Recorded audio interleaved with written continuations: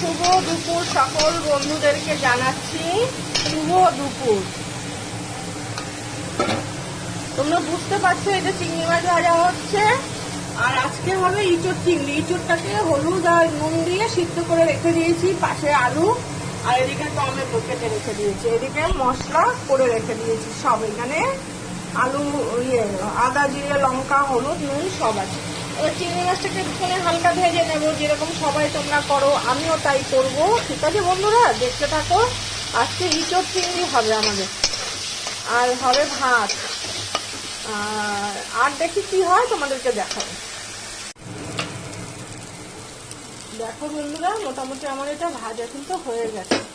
এবার আমি এই মশলাটা দিয়ে দেবো। যে মশলাটা আমি করে রেখে দিয়েছি সেই মশলাটা পুরোটাই দিয়ে দেবো। মশলাটা পুরো দিয়ে এবার এটাকে ভালো করে কষাবো। সুন্দর করে কষাই, পুরো রেসিপিটাই তোমাদেরকে অল্প অল্প করে দিচ্ছি। আর এদিকে আমি থানকুনি পাতার বড়া ভাজবো, যে চালের গুঁড়ো, ময়দা, নুন, হলুদ সব দিয়ে দিয়েছি।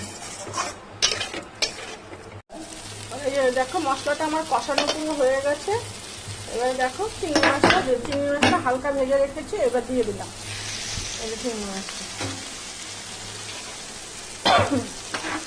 একটু মশলার ঝাঁজ উঠছে, এই যে গরম জল করে রেখেছি দিয়ে দিলাম।